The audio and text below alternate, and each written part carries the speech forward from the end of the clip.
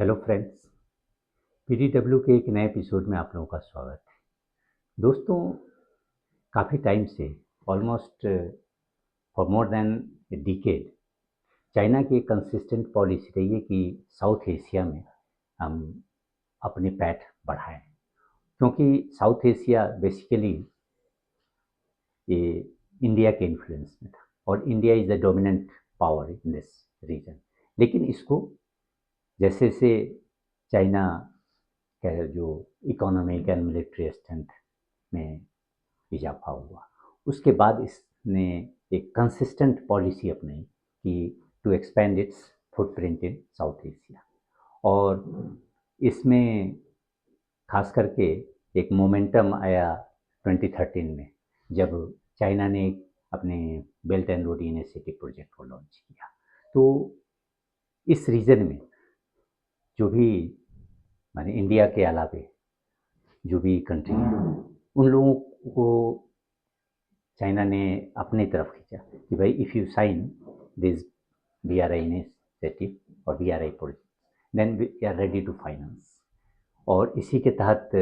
अब देखें कि नेपाल, श्रीलंका, पाकिस्तान, इवन बांग्लादेश, मालदीव्स, इन सब ने BRI को एक्सेप्ट किया और उसके तहत चाइना अपने जो कह लें कि इन्फ्लुएंस को बढ़ाना शुरू किया। इसके अलावा ये जो साउथ एशिया के जो रीजनल ऑर्गेनाइजेशन था वो सार्क, तो सार्क में अपनी मेंबरशिप या आपको एक्सेप्ट कराने के लिए चाइना ने काफ़ी समय तक प्रयास किया कि भाई somehow it should have some you know some type of arrangement with SAARC. लेकिन इंडिया ने कंसिस्टेंटली अपोज किया इस ग्राउंड पर कि भाई चाइना जो है वो एक्स्ट्रा टेरिटोरियल पावर है, China doesn't belong to this South Asia, और उसके ग्राउंड पर चाइना को कभी भी एक मेंबरशिप का दर्जा सार्क में नहीं मिला। जबकि इसके लिए पाकिस्तान या बांग्लादेश और इवन नेपाल काफ़ी जोर लगाते थे। तो इस तरह से चाइना की एक कंसिस्टेंट पॉलिसी रही है। और अभी तक आप देखें कि ये बेसिकली एक बाईपोलर कंटेस्ट रहा है। India is the dominant power and that was being challenged by China. और इवन यहाँ के जो छोटे छोटे अदर जो नेबरिंग कंट्री है, अदर साउथ एशियन कंट्रीज है, तो उसमें और इंडिया में काफ़ी गैप है, चाहे वो इकोनॉमिक पर हो या इवन साइज के हिसाब से। तो इसलिए ये सारे जो स्मॉलर नेबरिंग कंट्रीज हैं इंडिया के, उसके अंदर एक यानी कि एक ग्रीवांसेज होता था कि इंडिया इज मान sometimes it may be real but most of the time it is imagine कि भाई इंडिया हमारे ऊपर डोमिनेट करना चाह रहा है और India is trying to establish hegemony in this region, and that narrative was propagated by Pakistan in cahoots with China. लेकिन इसमें जो स्मॉलर कंट्रीज हैं उन्हें भी एक कह लें कि एक फ़ायदा दिखा कि we can play China card. और उसके कारण आप देखें कि सारी कंट्री की एक ऑलमोस्ट एक कह लें कि अनस्टेटेड पॉलिसी है कि they always try to play India versus China card, and in this process they try to optimise और maximise their gains from both sides. लेकिन अब स्थिति बदलती जा रही है। अब चाइना को केवल इंडिया को ही नहीं फेस करना पड़ रहा है, अब चाइना ये भी देख रहा है कि now US is also coming back to South Asia. तो मोर और less this bipolar contest is turning into tripolar, और even to some extent it is also multipolar contest, क्योंकि अदर जो पावर्स हैं यूएस के अलावा टर्की भी अपने पांव फैला रहे हैं। अगर आप ऑपरेशन सिंदूर में देखें तो जिस तरह से टर्की ने पाकिस्तान का साथ दिया, उसका एक मेन पर्पस यही था कि वो अपने इन्फ्लुएंस को भी इस रीजन में बढ़ाए। Of course there were certain motives behind it, लेकिन वो अपने इन्फ्लुएंस को बढ़ाने के लिए काफ़ी एक्टिवली पाकिस्तान को सपोर्ट किया। और even not only Turkey is not confining itself to Pakistan, even Bangladesh में भी देखें तो कुछ दिन पहले टर्किश डिफेंस मिनिस्टर की विजिट हुई, और उससे भी वो डिफरेंट टाइप्स के कहने की प्रलोभन दे रहे हैं कि भाई we will help you to establish military industries, और उसमें बहुत सारे अपने प्लेटफॉर्म भी उसको सेल कर रहे हैं। तो इस तरह से आप देखें कि this bipolar contest has become now multipolar contest. Or basically, if we exclude Turkey, then even on a serious note, it is tripolar. अगर और इसके कारण है कि भाई अब चाइना को भी लग रहा है कि now South Asia is at a strategic cross road, और इसलिए वो भी काफ़ी कॉशसली मूव कर रहा है, और अपने स्टेप्स को करने की वो नहीं करते कि दूध का जला फूक फूक करके जो पीता है, एक बार अगर हम स्थिति खराब हो गई, जैसे कि अभी आप देखें कि सबसे जो साउथ एशिया में चाइना का जो सबसे रिलायबल स्ट्रेटजिक पार्टनर है वो पाकिस्तान है, माने that is suppose to be the key strategic fulcrum of China's South Asia policy. लेकिन अब और ख़ास करके ऑपरेशन सिंदूर के बाद चाइना को अब लग रहा है कि Pakistan is somehow tilting against China और tilting towards यूएस, जिसके कारण दोनों के संबंधों में एक खटास आ रही है। जबकि आप अगर पुराने जो जब भी चाइनीज और पाकिस्तानी लीडर्स की मुलाकात होती थी तो they were speaking very highly about their relationship, the iron clad brotherhood, or even the relationship is as high as mountains और हिमालयाज। लेकिन अब वो स्थिति नहीं रह गई है, और ख़ास करके जब ऑपरेशन सिंदूर में आप देखें कि Chinese were actively supporting Pakistan और even providing real time intelligence to Pakistan during the conflict. लेकिन उसके बाद जिस तरह से पाकिस्तान और यूएस के लीडरशिप के बीच में जो इंटरेक्शन हुआ, और कहें कि Pakistan is going out of the way to keep President Trump in good humour, तो उसके कारण अब एक कहें कि चाइना में एक ग्रीवांस हो गया। वहाँ की जो स्ट्रेटेजिक कम्युनिटी है, they are also feeling that Pakistan is now betraying China, और इसके बहुत सारे रीजंस। एक तो सबसे बड़ी बात है कि भाई यूएस और चाइना ये दोनों के बीच में एक जियोपॉलिटिकल राइवलरी तो है, और ऐसी स्थिति में जो साउथ एशिया में जो चाइना का सबसे रिलायबल पार्टनर था वो पाकिस्तान, और ये पाकिस्तान इज चेंजिंग साइड्स। ये ऐसा नहीं कि चाहे पाकिस्तान डंप कर दिया चाइना को, लेकिन the way Pakistan is going out of the way, और the way it is trying to please president Trump, उससे वहाँ एक शक पैदा हो गया। और बहुत सारे उसके अगर आप देखेंगे ग्राउंड पे उस एक स्टेप्स भी वैसे लिए हैं जिससे चाइना को ये शक पैदा होना बहुत ही स्वाभाविक है। जैसे कि पाकिस्तान ने एक पसनी पोर्ट है उसको यूएस को हैंड ओवर करने का प्रपोजल दिया कि we will give you this port to develop, और ये जो पोर्ट है पसनी वो हार्डली फ्यू 100 किलोमीटर्स एक बॉर्डर पोर्ट से है। तो जितनी ऐसे तो स्टेटेड रीजन कि भाई once US can develop it and then use it as a hub for export of minerals from Pakistan to US. लेकिन चाइनीज जो स्ट्रेटेजिक थिंकर है उनको लग रहा है कि भाई ये केवल कहने के लिए है कि ये मिनरल एक्सपोर्ट के लिए यूज कमर्शियल पर्पसेस के लिए यूज किया जाएगा, लेकिन once US is there then it can monitor border port or even Chinese activities, Chinese logistics and all the activities of Chinese government there in that region। तो ये सबसे बड़ा उनको एक शक पैदा हो गया। और दूसरी बात कि आप देखिए कि चाइना अभी तक जो China is basically weaponizing rare earth minerals and magnets all those things, और अभी जो मॉडर्न अगर पीरियड में देखें तो सारे ऑल द एडवांस्ड इक्विपमेंट्स, अगर आप इलेक्ट्रिक व्हीकल से लेकर के डिफेंस में जो भी जाएं और अदर सारे जो भी एडवांस्ड वेपनरी है या इवन एयरक्राफ्ट है, इलेक्ट्रिकल व्हीकल, सारे में आपको रेयर अर्थ मैग्नेट का यूज होता है या उसके किसी न किसी एलिमेंट्स का यूज होता है। और अभी चाइना इसी को वेपनाइज कर रहा है जस्ट टू कंपेल और even to instil sense in Trump administration. लेकिन यूएस और पाकिस्तान ने एक मिनरल एक्सप्लोरेशन और मिनरल एग्रीमेंट साइन कर दिया और जिसके तहत है कि पाकिस्तान और यूएस दोनों ही अपने मिनरल एक्सप्लोरेशन, खास करके रेयर अर्थ मिनरल के एक्सप्लोरेशन और प्रोसेसिंग में इन्वेस्ट करेंगे। और 2 अक्टूबर को आप देखिए कि चाइना ने पाकिस्तान ने एक कंसाइनमेंट रेयर अर्थ का वहाँ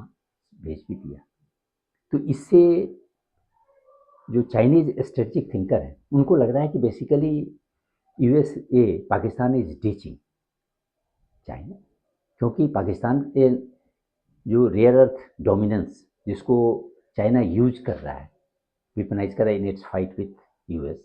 तो उसको ये वीक कर रहा है। और इसमें उन लोगों को लग रहा है कि भाई they are using Chinese equipment, Chinese technology to explore minerals और even to produce rare earth minerals there. तो इससे एक कह लें कि दोनों ही के रिलेशन में एक स्ट्रेन आ गया। और इसके अलावा भी अगर आप देखें कि चाइनीज़ को ऐसा लग रहा है कि भाई ये Pakistan it has sold its advance military technology to Turkey, और जिसके बाद टर्की जो है वो 5th जनरेशन फाइटर को डेवलप करने की कोशिश कर रहा है। और उसमें पाकिस्तान भी एक शेयर होल्डर है, यानी Pakistan will cooperate with Turkey in developing 5th generation fighter aircraft. तो ये चाइनीज़ को लग रहा है कि नहीं, ये हमारा ही जो टेक्नोलॉजी है उसी को ये टर्किश को दे दिया है। तो इस तरह से देखिए कि बहुत सारे रीजन्स हैं जिससे चाइनीज़ को लग रहा है कि भाई पाकिस्तान अब हमें धोखा दे रहा है। भले इसमें सच्चाई हो या न हो, but that is a perception. और ये परसेप्शन इनफैक्ट इतना डीपेन हो गया है और इस तरह से इवन जो सोशल मीडिया, जो चाइनीज सोशल मीडिया उन पर परवेट हो गया है कि फाइनली इवन गवर्नमेंट को इंटरवेन करना पड़ा और गवर्नमेंट को एक क्लैरिफिकेशन देना पड़ा कि भाई Pakistan had kept China in the loop before signing mineral exploration agreement with US. और उसके अलावे उन्होंने फिर से ये रीअफर्म किया कि नहीं भाई, चाइना और पाकिस्तान के बीच का जो रिलेशनशिप है still very good and we are strategic partners. और इनफैक्ट उन्होंने एक सपोर्टिंग आर्गुमेंट भी दिया कि भाई अभी जिस तरह से पाकिस्तान की स्थिति और वहाँ की इकोनॉमिक सिचुएशन जितनी ख़राब हो गई है, उसमें अगर पाकिस्तान वेस्टर्न कंट्री और ख़ास करके यूएस के साथ अपना रिलेशन इम्प्रूव कर रहा है तो इसमें कोई खराबी नहीं, क्योंकि बिना यूएस के सपोर्ट के ये जो इंटरनेशनल मॉनेटरी फंड है या वर्ल्ड बैंक है, इनसे इनको सब फाइनेंशियल हेल्प मिलेगा ही नहीं। तो इसलिए पाकिस्तान अगर जा रहा है तो it is good. We should not nurse grievances against Pakistan. और इसमें चाइना का एक लॉजिक भी है, वो बेसिकली ये समझ रहा है कि भाई India won't tolerate it for a longer time, क्योंकि जैसे ही अभी भी अगर देखें तो चाइना ये फील कर रहा है कि भाई India after some time India will make efforts to sabotage this deepening of ties between US and Pakistan. तो इसीलिए वो समझते हैं कि भाई we should not do anything, we should maintain strategic patience and in fact India will do on its behalf. क्योंकि India को भी लगेगा कि भाई ये इंडिया और पाकिस्तान में तो एक राइवलरी है ही, और मोरलेस जैसे ही इंडिया और पाकिस्तान और यूएस के बीच का रिलेशन इम्प्रूव करेगा तो India will feel let down and that's why it will try its best to sabotage it. तो चाइना को कुछ करने की ज़रूरत नहीं है। और इस तरह की स्थिति चाइना इनफैक्ट बांग्लादेश में भी देख चुका है, क्योंकि जिस समय ये हसीना गवर्नमेंट का डाउनफॉल हुआ, तो उस समय चाइनीज़ को भी लग रहा था कि भाई this is the handiwork of US, और उन्हें भी लगा कि भाई अब हमारा जो बीआरआई इन्वेस्टमेंट या अदर जो हमारा रिलेशन है दैट विल बी compromised इन बांग्लादेश। लेकिन उसमें उन्होंने उस समय बड़ा ही लो प्रोफाइल मेंटेन किया, और ये इस बात पर एक उम्मीद पर कर रहे थे, और they try to leverage India और यूएस के बीच का जो डिस्कॉर्ड है, क्योंकि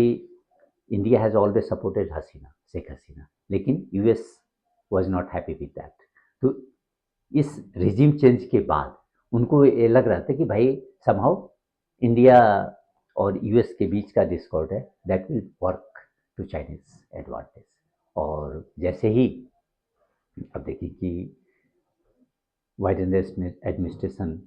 का एंड हुआ और प्रेसिडेंट ट्रंप पावर में आए, तो उस समय ट्रंप का जो अप्रोच था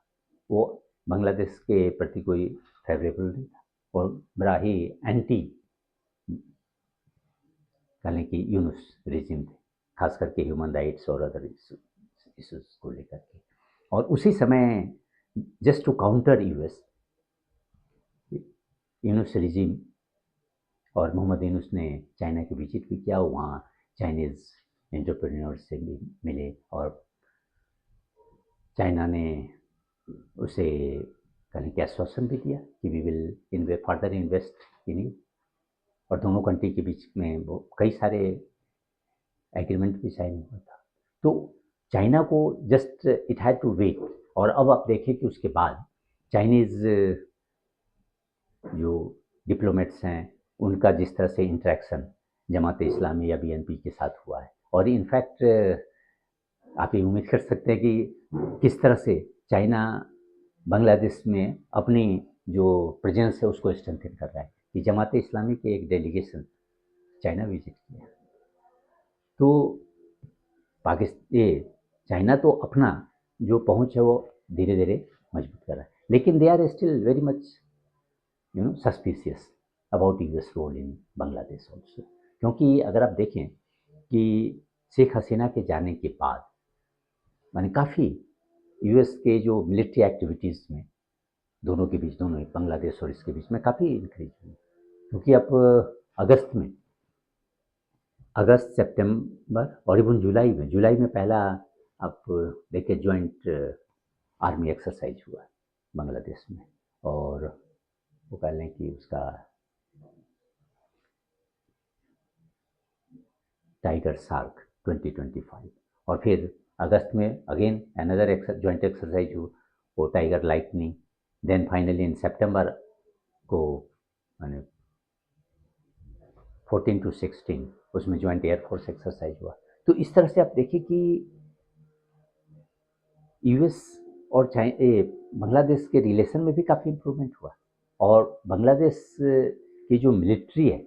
उसमें जिस तरह से यूएस की पैठ बढ़ती जा रही है उससे चाइना काफ़ी सस्पिशियस है, और चाइना को काफ़ी एक कह लें कि एक फियर है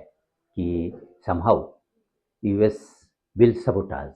चाइनीज इंटरेस्ट इन बांग्लादेश। इधर श्रीलंका में चूँकि चाइना जब तक राजपक्षे गवर्नमेंट थी तब तक तो चाइना का एकदम फ्री हैंड था, लेकिन इकोनॉमिक क्राइसिस के बाद इंडिया का पोजीशन काफ़ी अच्छा हो गया वहाँ, क्योंकि India was the only country और in fact the first country to help Sri Lanka overcome its economic distress. उस समय चाइना एकदम बैकवर्ड में पड़ा, China was just standing on the face, और वो देख रहा था कि भाई हो क्या रहा है। तो it was because of India's help और इवन द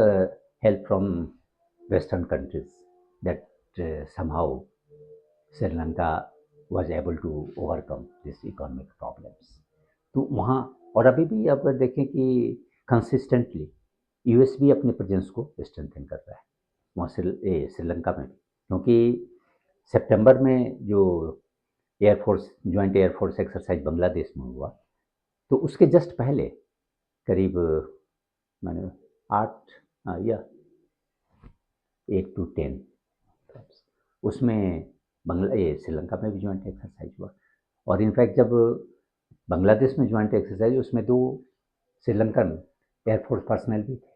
तो इस तरह से कंसिस्टेंटली अब देखें कि यूएस अपने प्रेजेंस को सारे साउथ एशियन कंट्रीज में बढ़ा रहा है। इवन म्यांमार में सबसे इंटरेस्टिंग तो म्यांमार है, क्योंकि म्यांमार आर्म फोर्सेस के ऊपर, और म्यांमार का जो ये मिलिट्री डिक्टेटर्स है, मिलिट्री एडमिनिस्ट्रेशन, उसके ऊपर चाइना का बड़ा ही दबदबा है। और इसीलिए वो चाइना, क्योंकि सारे जो वेस्टर्न कंट्रीज हैं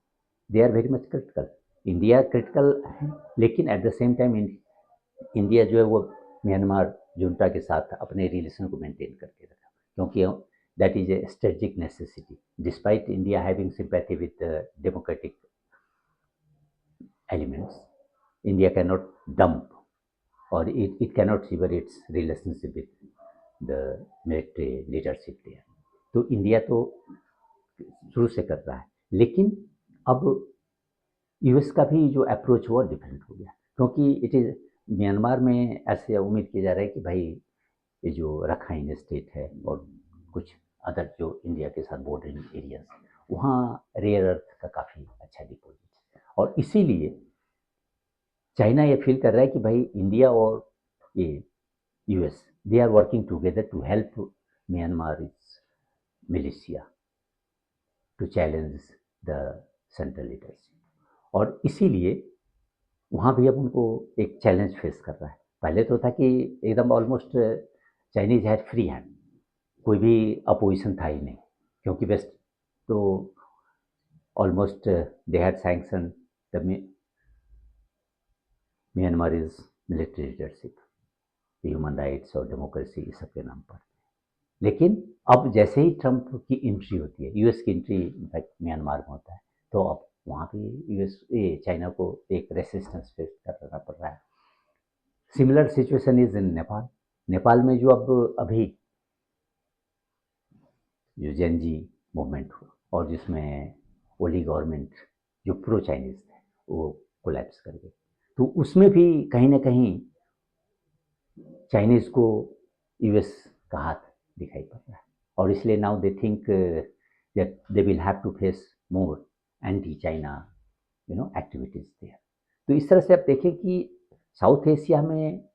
पहले चाइना को था कि भाई हमें तो केवल इंडिया को चैलेंज करना है, लेकिन नाउ इंडिया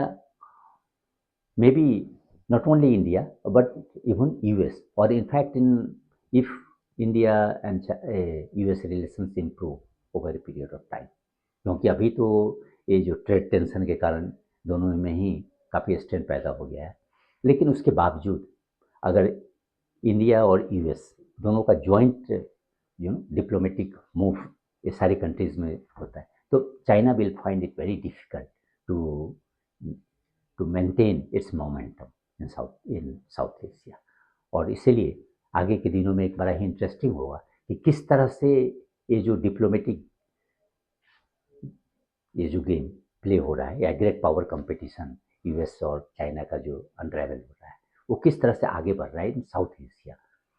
और इसमें इंडिया का क्या रोल होता है। Will India side with US, और will India side with China to counter US, क्योंकि हाल के दिनों में तो अब इंडिया ने भी अपने रिलेशन को करने की नॉर्मलाइज किया चाइना के साथ, तो इसीलिए चाइनीज को भी ये उम्मीद है कि भाई India want to go with US in sabotaging its interest in South China, लेकिन nothing can be say definitely about diplomacy, और इसलिए